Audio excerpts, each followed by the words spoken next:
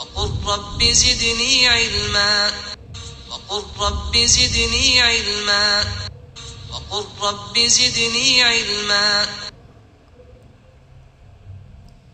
Bismillahirrahmanirrahim. Assalamualaikum warahmatullahi wabarakatuh. Alhamdulillahilladzi arsala rasulahu bil huda wa dinil haqq liyudhhirahu ala dini kullih walau karihal musyrikun. Raditu billahi rabba wa bil islami dina wa bi Muhammadin nabiyyan wa rasulah. Allahumma salli wa sallim wa barik ala nabiyyina Muhammad wa ala alihi wa ashabihi ajma'in. Qala Allah ta'ala fil Qur'anil Karim, a'udzu billahi minasyaitonir rajim. Bismillahirrahmanirrahim. Ya ma'syarul jinni wal insi in istata'tum an tanfudu min aqtaris samawati wal ardi fanfudu la tanfuduna illa bisultan. Shadaqallahul azim. Alhamdulillahirabbil alamin. Segala puji bagi Allah Subhanahu wa taala. Bagaimana kabar teman-teman semuanya hari ini? Di luar suara geluduk sudah itu ya. Sudah gembleger ya. Pertanda sebentar lagi akan hujan kalau di daerah sini di tempat tinggal saya ya, nggak tahu kalau di tempat tinggal teman-teman semuanya kayak gitu ya. Dan semoga teman-teman tetap dalam kondisi baik-baik aja dan juga tetap dalam iman dan takwa kayak gitu. Tak terasa kita sudah sampai di pekan kedua teman-teman, dan pekan kedua jadwalnya adalah materi di sini ada kebaikan kayak gitu, dan ada pun yang akan kita bahas hari ini kisah saya ambil dari bukunya Syekh Mahmud Al-Misri kayak gitu ya. Tapi teman-teman rahimakumullah, sebelum ke situ ini kan tak lama lagi bukan tak lama lagi maksudnya itu saya perlu menyampaikan ya, sebentar lagi kan kalau nggak salah ingat kajian online ini kan dimulai di bulan Sa'ban ya, 1445 Hijriah, dan sekarang sudah Jumadil Awal 1447 Hijriah kayak gitu. Ada hal yang ingin saya sampaikan itu, maksudnya ini terkait dengan apa ya, biar teman-teman itu nggak takut apa gitu ya, nggak takut kalau misalkan saya ada kuis gitu, nggak takut untuk ikut kuisnya itu. Karena kapan waktu itu saya pernah ditanya, siapa yang mensponsori kayak gitu dananya dari mana, padahal cuma kuis hadiahnya juga nggak seberapa. Itu semua nggak ada yang mensponsori teman-teman, itu semua inisiatif saya sendiri kayak gitu. Demikian pula saya juga pernah ditanya, ini kamu ngisi ceramah kajian gizi tentu mau dibawa kemana? Nggak akan saya bawa kemana-mana karena saya juga tidak di mana-mana. Maksudnya teman-teman rahimakumullah, saya ingin menerangkan bahwasanya apa yang saya lakukan ini kayak gitu, itu inisiatif saya pribadi kayak gitu. Jadi saya tidak berdiri di bawah naungan partai politik tertentu, tidak berdiri di bawah ormas tertentu kayak gitu. Jadi saya kayak gitu loh ya.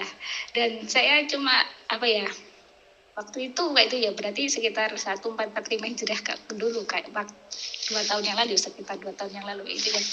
Saya cuma berdoa kepada Allah, ya Allah, aku tuh ingin gitu tetap berbagi ilmu kayak gitu ya dengan umat ini kayak gitu ya. Terus sebagai bentuk pengorbanan saya untuk agama ini kayak gitulah, saya istilahnya kayak itu bisa dikatakan gitu. Terus kemudian saya punya pikiran, iya ya, di rumah itu ada banyak sekali buku kayak itu ya, sumber ilmu kayak itu. Saya kan bisa membagikan ini kayak gitu. Terus kemudian saya ada ide, saya kontak teman-teman. Itu teman-teman semua yang ada di grup ini kan juga keluarga saya ya, keluarga kerabat, keluarga tetangga kayak gitu ya. Adapun yang rumahnya jauh itu kan juga tetangga dan kerabat kayak gitu. Cuma sekarang bekerja di tempat yang jauh kayak gitu. Jadi ini teman-teman nggak usah perlu takut, ataupun yang menyimak lewat YouTube juga nggak perlu takut mau saya bawa kemana, saya akan mengopinikan apa enggak. Saya cuma berpikir Rasulullah SAW itu berdakwah dan beliau menyampaikan bagi wani walau ayah kayak gitu, sampaikan dariku meskipun satu ayat. Dan dalam Al-Quran banyak sekali ayat-ayat yang berisi untuk kemudian menuntut ilmu, berbagi ilmu, kemudian amal ma'ruf nahi mungkar, kayak itu mengajak kepada Allah dan Rasul, itu sangat banyak sekali. Dan saya ingin mengambil bagian itu kayak itu. Sebagaimana dulu Rasulullah menyampaikan agama ini untuk Allah dan Rasulnya, ya untuk Allah Subhanahu Wa Taala, untuk agama ini, saya pun juga demikian. Jadi tidak di bawah naungan partai politik atau ormas apapun, tidak. Saya adalah saya gitu. Jadi itu teman-teman, ada pun di YouTube saya mikir saya punya saudara yang jauh-jauh, ada kenalan teman-teman di medsos banyak itu. Jadi kenapa saya nggak manfaatkan kajian ini untuk kemudian saya rekam dan saya buatkan videonya biar saya bagikan lewat YouTube sehingga linknya itu bisa dibagi, siapa tahu bisa bermanfaat bagi banyak orang. Jadi saya ya ilmu untuk ilmu, maksudnya untuk agama ini kayak gitu loh. Jadi nggak ada unsur apa-apa gitu. Dan saya juga tidak disponsori siapapun, nggak didanai oleh siapapun kayak gitu. Tapi ya saya sendiri kayak gitu teman-teman ya. Dan saya pun ya tetap sama saya ngisi seperti ini, saya juga dari dorongan saya pribadi kayak gitu. Dan saya juga terus dari dorongan saya memahami ilmu itu pokoknya lebih berharga dari semua, dan saya sudah merasakan itu dan saya ingin membagikan, dan saya juga ingin terus menuntut ilmu kayak gitu ya, sebagaimana yang dipesankan oleh Rasulullah SAW untuk terus belajar dan menuntut ilmu, mengamalkan dan membagikan, seperti itu teman-teman. Jadi tidak ada yang mendorong saya dari ormas ataupun partai politik apapun, nggak ada yang mendorong saya, tapi ini adalah dorongan dalam diri saya pribadi, seperti itu ya teman-teman ya.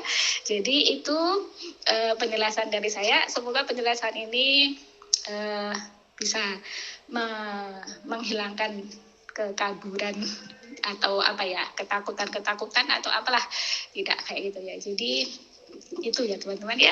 Nah sekarang kita langsung aja ke kisah kita hari ini, yaitu diambil dari bukunya Syekh Mahmud Al-Misri.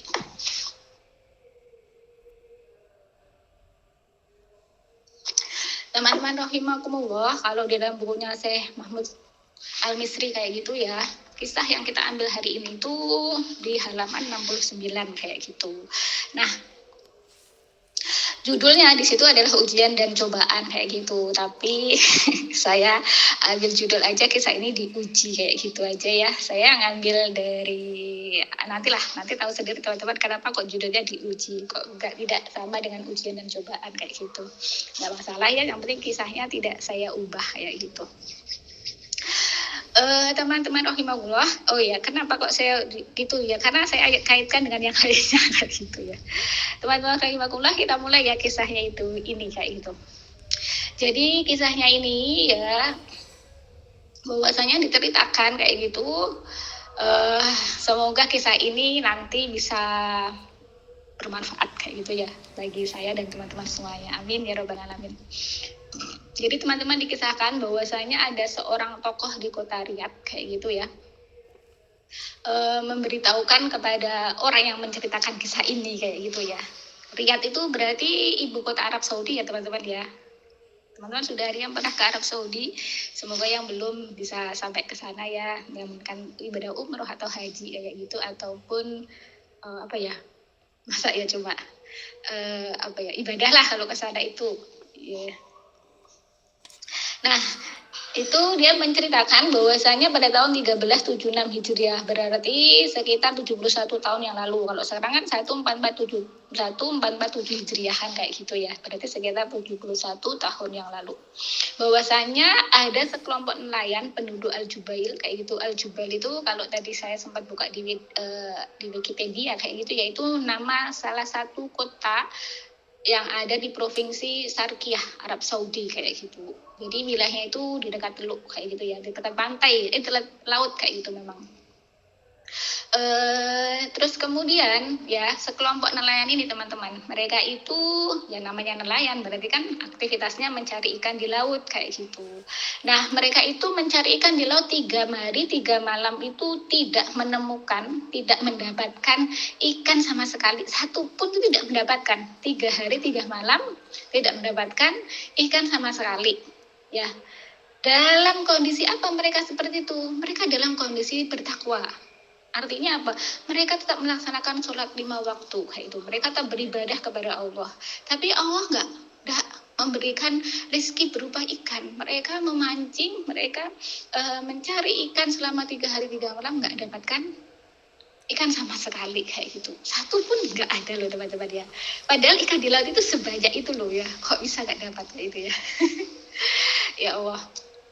Terus kemudian ada kelompok yang lain kayak gitu. Kelompok yang lain ini sama, mereka juga nelayan juga memancing. Tapi mereka itu tidak melaksanakan sholat kayak itu. Mereka tidak sujud sama sekali. Satu kali pun mereka nggak sujud, nggak sholat ya, artinya gitu. Tapi mereka itu mendapatkan ikan kayak itu ya.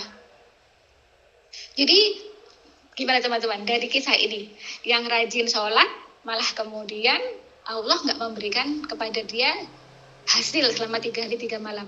Nah, nelayan yang lain, kelompok nelayan yang lain yang dia tidak sholat, meninggalkan sholat, malah mendapatkan rezeki kayak gitu.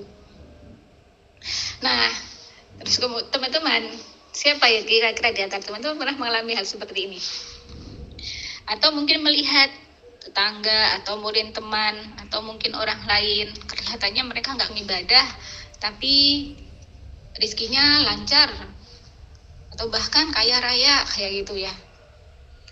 Atau mungkin orang-orang non muslim yang mungkin teman-teman lihat kayak gitu ya, mereka nggak susah kayak gitu. Kita yang rajin-rajin tapi malah ekonominya seret kayak gitu, sulit kayak gitu. Mungkin bisa diklopkan dengan kisah ini ya kayak gitu.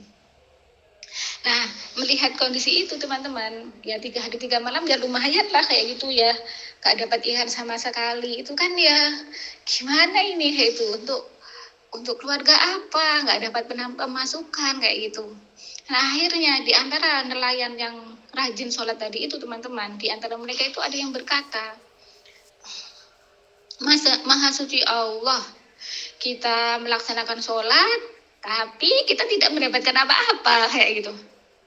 Tetapi mereka tidak sujud walaupun 1 kali, tapi lihatlah apa yang mereka dapatkan kayak itu. Nah, ini omongan apa ya kayak gini, omongan yang menjatuhkan kayak itu ya teman-teman ya. Ibaratnya itu ngedonkan, bikin orang ngajak kepada yang istilahnya kalau bisa vulgar itu kalau kita nggak sholat aja lah biar dapat ikan kayak gitu kan ya, atau istilahnya meninggalkan ketaatan biar kemudian dapat rezeki yang banyak kan kayak gitu. Jadi ini gebosi kayak gitu ya bahasanya kalau orang galak gitu ya, gebosi lo ngomongannya itu bikin bikin jauh dari ketaatan kayak gitu.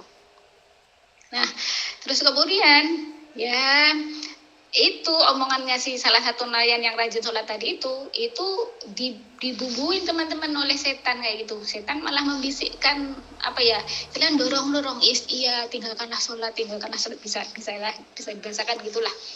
Kan kalau dalam Quran surah An-Nas itu kan sudah dijelaskan oleh Allah, yuwasbi sudurinas, yuwasbi itu kan bisik-bisikan setan ke dalam dada kayak gitu ya, untuk kemudian meninggalkan sholat.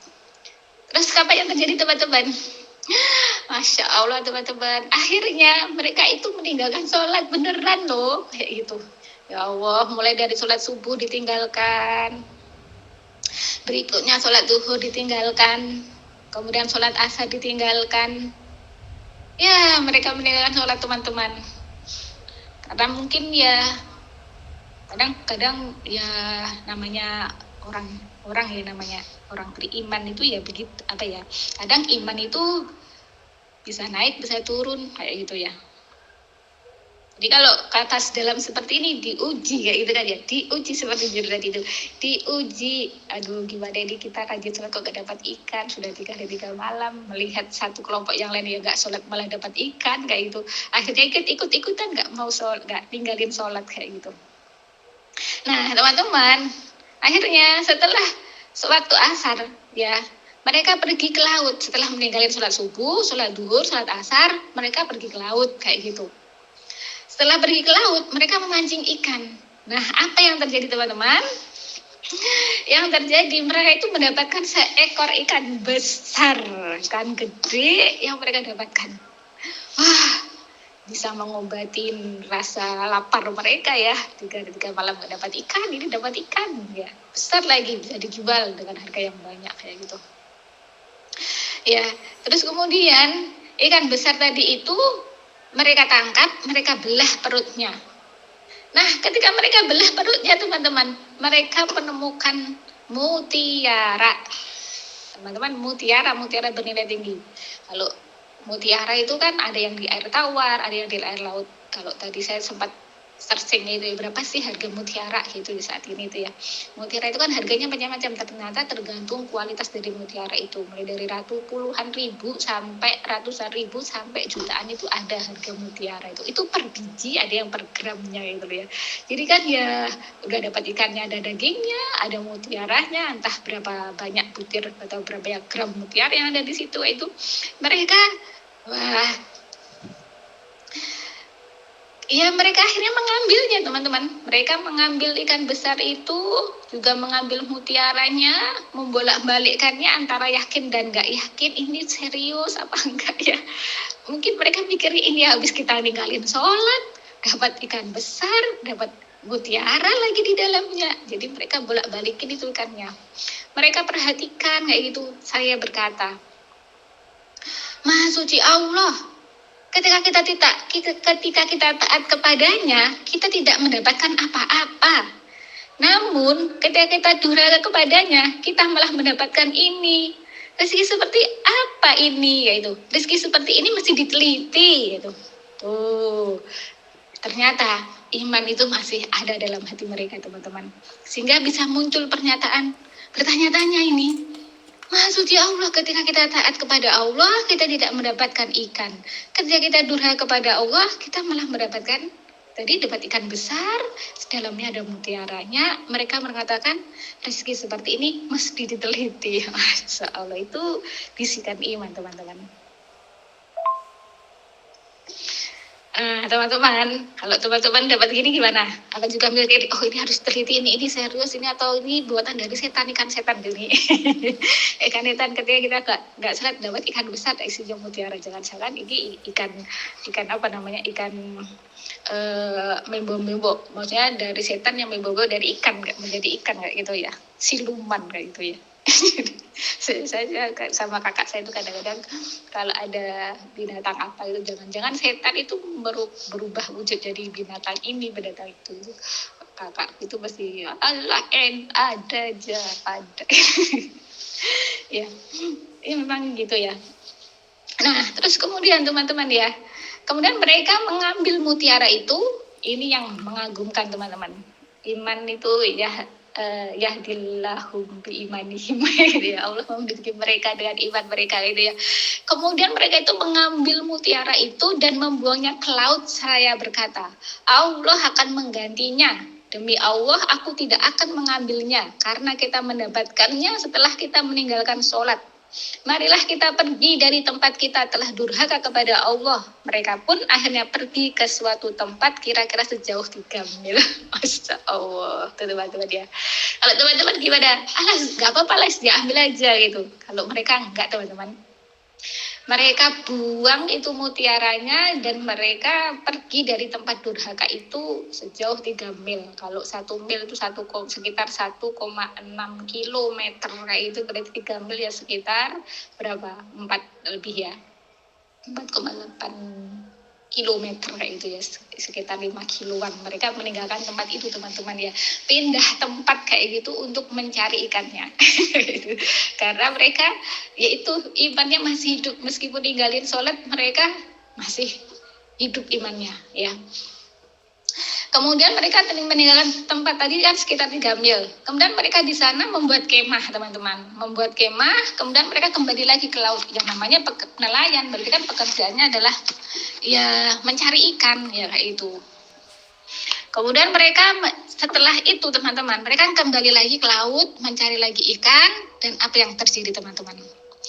Setelah itu mereka mendapatkan ikan besar, lalu mereka membelah perutnya, mereka temukan ada mutiara di dalam perut ikan itu. Masya Allah, benar-benar diganti oleh Allah. Kayak itulah. Terus kemudian mereka berkata apa? Mereka berkata, segala puji bagi Allah yang telah memberi rezeki yang baik kepada kita. Mereka mendapatkan itu setelah mereka kembali melaksanakan sholat, berzikir, dan memohon ampun kepada Allah Subhanahu wa Ta'ala. Kemudian mereka mengambil mutiara itu, masya Allah ya. Jadi setelah mereka itu taubat kayak gitu ya, mereka ngerti ini setelah ninggalin sholat dapat ikan, mereka malah nggak mau ngambil, ini berarti perlu diteliti, mereka buang, mereka teliti, ini penelitian berarti membuang tidak mereka teliti, oleh Allah diganti enggak, ternyata benar, mereka ninggalkan tempat itu, pindah ke tempat lain, mancing lagi ke laut, dapat ikan besar berisi mutiara lagi, dan mereka mengambilnya karena rezeki itu mereka dapatkan setelah mereka sholat lagi, berzikir lagi kepada Allah Subhanahu wa Ta'ala. Masya Allah, demikianlah teman-teman kisah hari ini, kisah diuji kayak gitu ya. Nah, sekarang kita ambil kebaikan yang bisa kita petik dari kisah ini.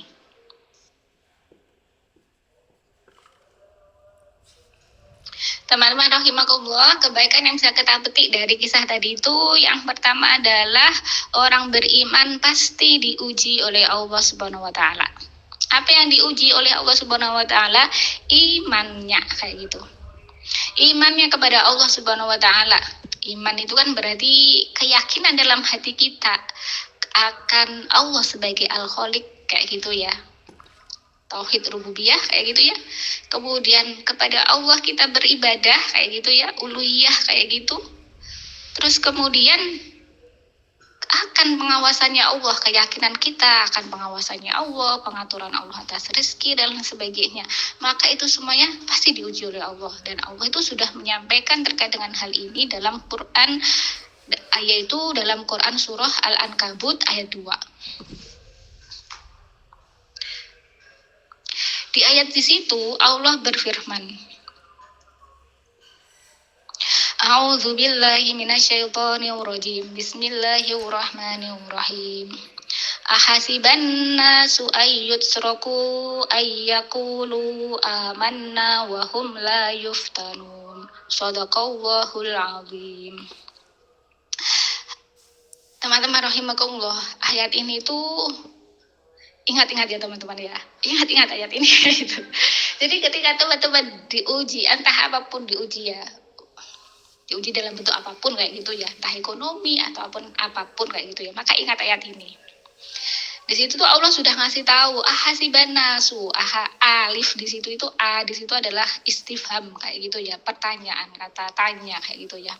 Kalau dalam tafsir Ibnu Katsir diterangkan bahwa saya itu istifham inkari kayak gitu. Maksudnya istifham itu yang ya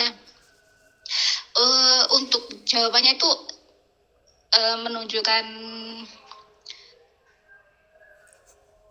tidak kayak gitu loh. Maksudnya itu misalkan gini, ilahum Allah, apakah ada Tuhan selain Allah kayak gitu ya. Itu kan tidak ada kayak gitu loh maksudnya itu. Terus kalau di sini apakah manusia itu hasiban nasu, apakah manusia itu hasiba mengira ayutroku bahwasanya mereka akan dibiarkan ayyakulu mereka mengatakan amanna kami telah beriman, wahum la yuftanun, dan mereka la tidak yuftanun, diuji kayak itu. Jadi kan apakah manusia itu mengira mereka mengatakan beriman kemudian tidak diuji? Jawabannya tidak gitu loh. Jadi pasti diuji gitu loh. Jadi maksudnya itu dalam di arti istifham inkar itu maksudnya pasti kayak itu loh, suatu keharusan. Ibaratnya pasti menjadi suatu keharusan lah kayak gitu. Dalam tafsir Al-Katsir diterangkan sebuah sudah seharusnya kayak gitu deh. Ya, sudah seharusnya Allah Subhanahu wa Ta'ala itu menguji orang-orang yang menyatakan keimanannya sesuai dengan derajat keimanannya. Begitu teman-teman. Dalam tafsir Ibnu Katsir diterangkan begitu. Terkait dengan istifham ingkari, artinya sudah seharusnya Allah menguji orang-orang yang menyatakan keimanannya sesuai dengan derajat keimanannya tadi itu. Jadi ya pasti seharusnya pasti kayak gitu diuji semua, kayak diuji keimanannya kepada Allah Subhanahu wa Ta'ala. Apakah dengan ujian itu kemudian meninggalkan Allah seperti yang tadi itu ketika mencari ikan 3 hari 3 malam nggak dapatkan ikan padahal mereka sholat, terus kemudian yang lain tidak sholat malah dapat ikan kayak gitu. Jadi orang beriman diuji, kamu masih tetap sholat enggak ketika dibuat sulit ekonominya kayak gitu, diuji ya itu Allah, dan Allah sudah menjelaskannya itu di ayat itu. Berarti teman-teman dari sini kebaikan yang kita bisa pertama apa? Kita sadar bahwasanya kita pasti diuji oleh Allah, dan itu bentuk ujiannya apa? itu hanya Allah kayak gitu. Kita tinggal ingat, oh kalau diuji artinya apa? Ya tetap ibadah, tetap taat kepada Allah kayak gitu. Karena ya ujian kayak gitu. Menguji keimanannya kayak gitu. Nah, itu kebaikan yang pertama.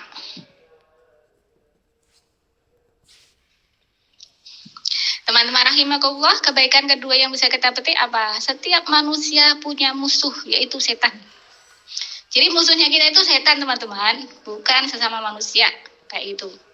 Apalagi sesama muslim. Sesama muslim itu bersaudara, teman-teman. Bersaudara itu yang dicontohkan oleh Rasulullah SAW. Jadi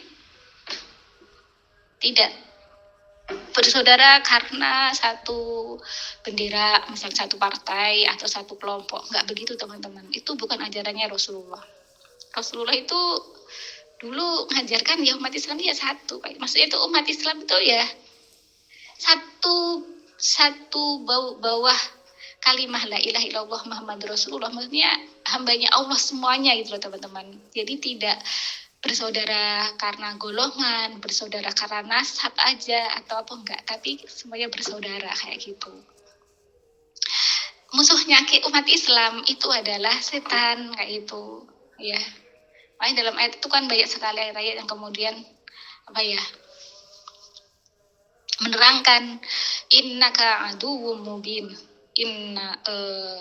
innahu lakum aduwwum mubin. Sungguhnya dia setan itu lakum bagi kalian itu adalah aduwwum, musuh yang nyata kayak gitu. Jadi musuhnya itu setan, teman-teman, yang nggak kelihatan itu loh. Ya. Tapi setan itu ada dua jenis, setan manusia, ada juga setan dari kalangan jin. Itu nanti dalam Quran surah Al-An'am ayat 112 itu silahkan nanti teman-teman buka sendiri ya. Bahkan Nabi pun musuhnya juga setan dari kalangan jin, juga setan dari kalangan manusia. Apalagi manusia dia juga sama. Kita manusia biasa juga begitu. Jadi setan itu dalam Quran surah Al-A'raf ayat 16 ayat 17 itu sudah menerangkan kayak gitu, teman-teman ya, bahwasanya mereka itu akan ya menyesatkan manusia kayak itu. Di situ Allah Subhanahu wa taala berfirman, A'udzubillahi minasyaitonir rajim. Bismillahirrahmanirrahim. Qala fa bima akhwaitani la aq'udanna lahum shiratakal mustaqim thumma la'atiyannahum min baini aydihim wa min khalfihim wa an aymanihim wa an syama'ilihim wa la tajidu aktsarahum syakirin. Shadaqallahul azim. Teman-teman rahimakumullah, ini adalah pernyataan iblis dan kawan-kawannya, setan dan kawan-kawannya, bahwasanya mereka itu kan oleh Allah telah dihukumi sesat ya. Nanti di ayat sebelum ini ya, teman-teman silahkan buka ya, mulai dari ayat 111 mulai dari ayat 11 ya itu ya. Itu nanti sudah mulai kisahnya tentang setan, tentang iblis kayak gitu ya. Yang mulai dari enggak mau sujud kepada Nabi Adam terus sampai ayat berapa? 22 kalau enggak salah, yaitu terkait dengan setan sama Nabi Adam nanti di situ. Di situ setan itu sudah setan itu menyampaikan ini kepada Allah Subhanahu wa taala, teman-teman. Mereka sudah mengatakan la aqaudanna ya. Benar-benar aku kayak itu, benar-benar setan itu maksudnya itu ya, lahum bagi mereka itu sirotokal mustaqim akan la'akaudanna akan menghalangi lahum bagi mereka, maksudnya kaum mukminin ini kayak itu, dari sirotokas jalan kaum, maksudnya jalannya Allah Subhanahu wa taala yang lurus kayak itu. Jadi mereka itu menyampaikan ini kepada Allah kayak itu loh, bahwasanya mereka akan menyesatkan hamba-hambanya Allah dari jalan yang lurus kayak itu. Kemudian di ayat 17 itu mereka, para setan itu sudah menyampaikan kepada Allah bahwasanya mereka itu akan mendatangi hamba-hamba Allah itu dari mana? Min baini aidihim, dari depan mereka, wa min khalfihim, dari belakang, wa an aimanihim, dari kanan, wa an samailihim, dan dari kiri. Jadi itu setan itu akan mendatangi kita, mengganggu kita dari berbagai arah, dari berbagai macam penjuru, teman-teman. Ya, kalau kita gak sadar tentang ini, kadang-kadang kita ngikutin setan ya, setan. Jadi dari ayat ini bisa diambil pemahaman bahwasanya memang setan itu akan mengajak kepada melawan perintahnya Allah, meninggalkan perintahnya Allah, dan melaksanakan apa yang dilarang oleh Allah itu. Nah, itu karena memang mereka ingin menyesatkan hamba-hamba Allah Subhanahu wa taala. Itu teman-teman ya. Makanya tadi kan setan membisikkan kepada mereka agar meninggalkan sholat. Jadi kalau teman-teman ada bisikan cegah sholat, nggak mau sholat, nah itu bisikan dari setan teman-teman. Terus tambah nafsu teman-teman yang males, tambah tuh. Semoga teman-teman tidak begitu ya, amin ya robbal alamin. Teman-teman rahimakumullah, kebaikan ketiga yang kita bisa petik dari kisah tadi itu apa? Hati-hati dengan istidraj. Tadi ketika mereka para nelayan itu meninggalkan sholat subuh, duhur, asar, kemudian mancing ke laut langsung mendapatkan ikan besar berisi mutiara, itu istidrot teman-teman. Maksudnya contoh, salah satu istidrot contoh kayak itu ya. Maksudnya ketika meninggalkan taat kepada Allah, mereka malah diberi rizki kayak gitu. Maka itu namanya istidrot. Istidrot itu secara bahasa itu artinya memperdaya. Ya, memperdaya. Memperdaya itu artinya ya istilahnya itu memperdaya gitu. Rizki itu sebenarnya memperdaya mereka mau mengarahkan kepada kehancuran sebenarnya kayak gitu. Jadi istidrat itu seperti nikmat kayak itu loh. Nikmat di saat orang itu sebenarnya dia bermaksiat kepada Allah kayak itu loh. Di saat mereka ingkar kepada Allah, di saat mereka melawan Allah, tapi oleh Allah dikasih nikmat. Maka nikmat itu sebenarnya istidrat. Jadi nikmat azab yang berbalut nikmat kayak gitu. Maksudnya itu apa ya? Ya itu ya. Jadi istidrat itu begitu teman-teman. Kalau seperti dicontohkan di ayat 182 itu. Di situ Allah berfirman, A'udzubillahi minasyaitonirrajim. Bismillahirrahmanirrahim.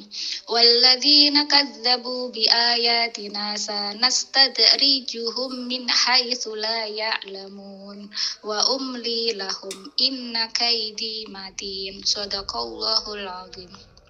Di situ Allah berfirman, walladzina, dan orang-orang yang kadzabu, yang mereka mendustakan bi ayatina, dengan ayat-ayat kami, sanastajrijuhum. Nah, di situ ada sanastajrijuhum.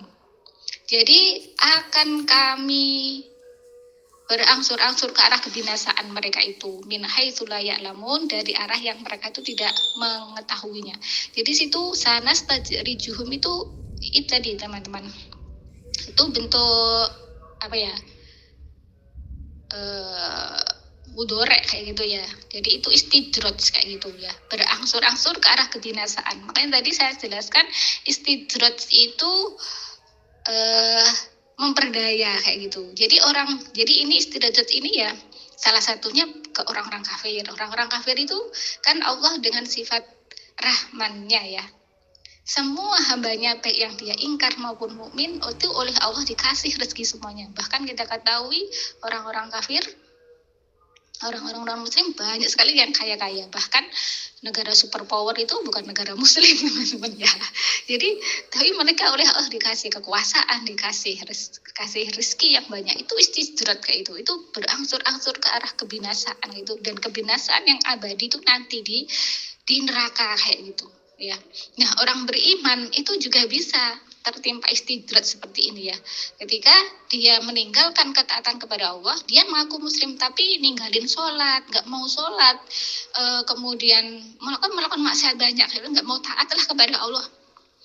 Tapi nggak mau juga keluar dari Islam. Tapi oleh Allah terus dibombong, istilah dibombong, dicukupin, ekonominya kaya dan sebagainya. Itu istidrat ya, menghantarkan kebinasaan. Entah nanti kebinasaannya itu di dunia, di akhir penghujung hidupnya dibuat sengsara oleh Allah, atau kemudian ada musibah, bencana dan sebagainya, atau kemudian diambil semuanya ya, seperti kemudian nanti di akhirat kayak gitu ya dan sebagainya. Atau contohnya istidrat itu kayak Korun gitu loh. Korun, Haman, Fir'aun itu adalah orang-orang kafir yang oleh Allah kasihkan kekuasaan, kekayaan yang luar biasa. Kemudian Allah benamkan Korun itu ke dalam bumi, sedangkan Fir'aun Allah tenggelamkan di dalam laut. Kayak kebinasaannya itu istidrat mereka dapatkan. Semua itu adalah istidrat kayak gitu ya, memperdaya mereka itu. Jadi hati-hati teman-teman, kalau dalam kondisi kita nggak taat, malah banyak rizki, itu istidroj gitu ya teman-teman ya.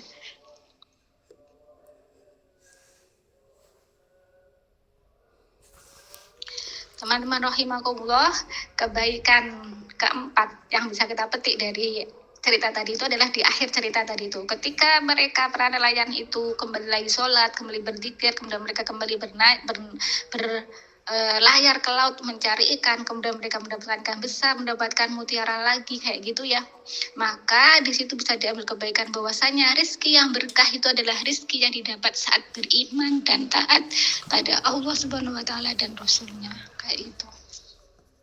Kan istidrat lagi kayak itu teman-teman ya, kalau sudah dalam kondisi seperti itu benar-benar rezeki yang berkah yang insya Allah bisa menjadikan yang mendapatkannya itu semakin beriman dan bertakwa kepada Allah Subhanahu wa taala. Jadi ayat penutup Quran surah Al-Ankabut ayat 62, di situ Allah berfirman, a'udzubillahi minasyaitonirrajim, bismillahirrahmanirrahim, Allahu yabsutur rizqa liman yasha'u min ibadihi wa yaqdiru lah, innallaha bikulli syai'in alim. Shadaqallahul azim. Teman-teman rahimakumullah, ayat di situ ini juga bisa diingat-ingat selalu teman-teman bahwasanya Allah itu yang melapangkan rizki bagi siapa yang Allah kehendaki, dan Allah pula yang membatasi rizki kepada siapa yang Allah kehendaki. Innallaha bikulli syai'in alim. Sungguhnya Allah itu maha mengetahui segala sesuatu. Allah maha mengetahui segala sesuatu. Artinya apa? Pasnya kamu hari ini segini rezekimu, pasnya besok kamu segitu, pasnya kamu hidupnya dalam kondisi begini, begitu itu Allah maha tahu. Yang penting kita itu tetap sholat, ya mengerjakan perintah Allah yang wajib-wajib itu didahulukan, wajib-wajib didahulukan. Kalau sudah gitu ditambah yang sunah-sunah kayak gitu. Jadi begitu aja ritmenya. Kalau lagi diuji, oh ini diuji, tetap sholat, waktunya adzan, ada adzan, sholat, waktunya baca Quran, kayak gitu aja teman-teman. Jadi jalani hidup ini ya sebagaimana yang Allah perintahkan aja. Kalau waktunya teman-teman bekerja, ya keluar bekerja kayak gitu. Kalau lagi kemudian ada masalah apa, ya dihadapin kayak gitu. Kalau kemudian lagi sakit, ya berobat, itu aja. Jadi kalau waktunya sholat, ya sholat itu. Jadi nggak usah mikir yang pusing-pusing dengan dunia. Jadi Allah sudah memberikan petunjuk dalam Al-Quran kayak gitu, dan semoga kisah yang kita bahas hari ini bisa bermanfaat bagi saya maupun bagi teman-teman semuanya. Amin ya robbal alamin kayak gitu. Dan mari kita akhiri dengan baca istighfar 3 kali dan doa kafaratul majelis. Astagfirullahaladzim, astagfirullahaladzim, astagfirullahaladzim. Subhanakallahumma wa bihamdika asyhadu an la ilaha illa anta astaghfiruka wa atubu ilaik. Al-haqqu mirabbika fala takunanna minal mumtarin. Sungguhnya kebenaran itu datangnya dari Allah Subhanahu wa taala semata, dan apabila ada salah maupun kurangnya itu kelemahan saya pribadi, mohon dimaafkan. Dan akhirnya saya akhiri, wassalamualaikum warahmatullahi wabarakatuh.